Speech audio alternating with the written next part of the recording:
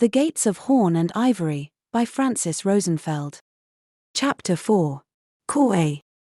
Mother, aren't we going the wrong way? She asked Demeter when the ship left the shore and started following the sun due west instead of sailing towards the sunrise. Demeter smiled, but said nothing. Where are we going? Sicily.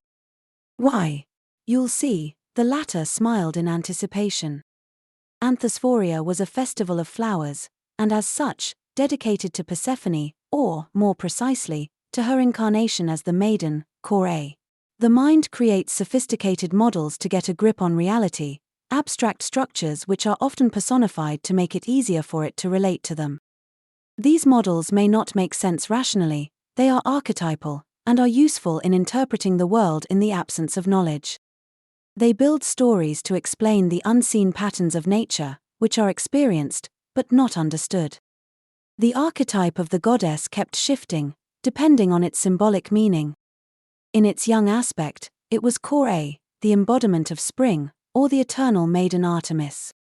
At its peak of womanhood, it was Mother Earth itself, or the beautiful Sicily, when it was round and full. It was Demeter, and it was Hera, the symbols of fertility. In its later years, she became Hecate, the crone, the dark goddess, the wise woman, the keeper of magic and the guide for those who traveled between worlds. Most of all, she was the triple goddess of the moon, embodying all three stages of womanhood, like the moon going through endless cycles of waxing, fullness and waning. The women folk celebrated Kore, the maiden, for her return from the underworld, but did so in the fullness of summer, when the fields and meadows were heavy with harvest and the whole world was in bloom.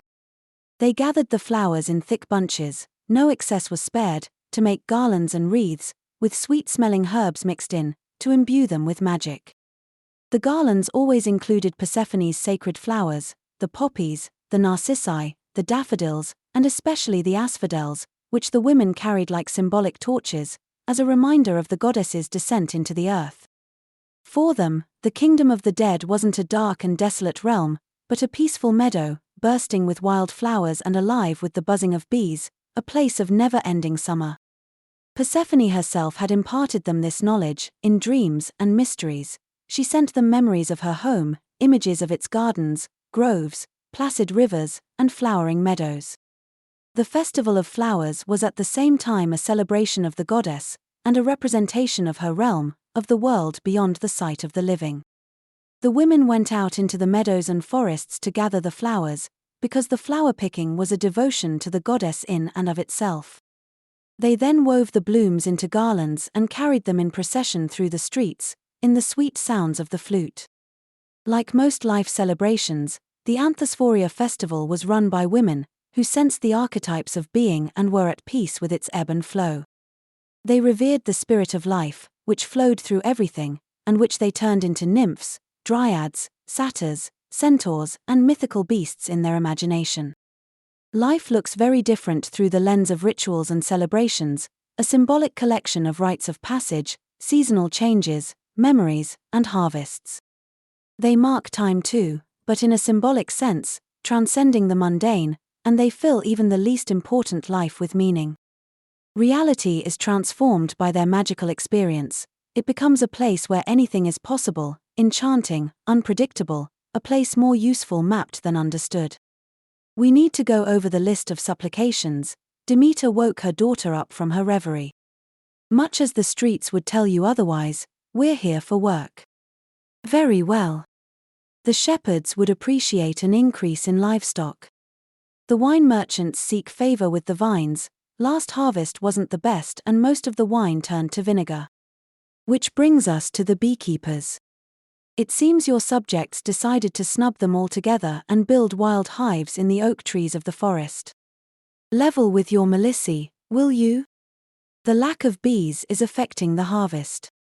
The people must have done something to upset them, Persephone replied. Whatever the slight, I'm sure they will listen to you, Demeter retorted. The women have questions about the proper baking of ritual barley cakes for the festival. There is disagreement about the ingredients. Whatever they bake will be fine, Persephone sighed in frustration. Wrong answer, daughter. You, of all goddesses, should understand that with humans, it's never about what they're fighting about. You'll have to figure out a way to settle that dispute while making everyone think they won. Aren't they supposed to worship me, and aren't I supposed to rule supreme and do no wrong? Demeter burst into a hearty laughter, which took a while to subside, while the deckhands, startled by this unexpected reaction, were making themselves busy on the deck, pretending they heard nothing. Ah, daughter, I haven't laughed so hard in a long time. Please don't take all the bowing and the genuflecting seriously, they'll move over to worship Inanna the second you put a step in wrong. You are held to the expectation of perfection. We all are. You have to, at all times, embody the demeanor of an eternal being. By the gods I miss Hades. Which reminds me, wear more gold, dear, more sumptuous fabrics, don a haughtier posture. That flower child look of yours, it may have worked in some circles when you were a maiden, but you're an aristocratic matron now, a queen, one whose countenance is displayed in triplicate in every household of Hellada, no less. You have to look the part. For humans, it was difficult to understand how one being could split itself into three, donning different ages and guises, but for the gods it was just another way of being. The three embodiments of Persephone looked perfectly appropriate to their purpose as they sat, staring straight ahead, with baskets of grapes in their laps, on top of mantelpieces rich and humble. Besides, her mother continued, to cheer her up. Wearing the horned silver crescent would help you get one over Artemis. Mother. For all her ruling of the underworld, every time she came back to her mother Persephone turned back into a child, both doted on hand and foot and having all the decisions made for her, and her schedule drafted ahead of time with no input on her part.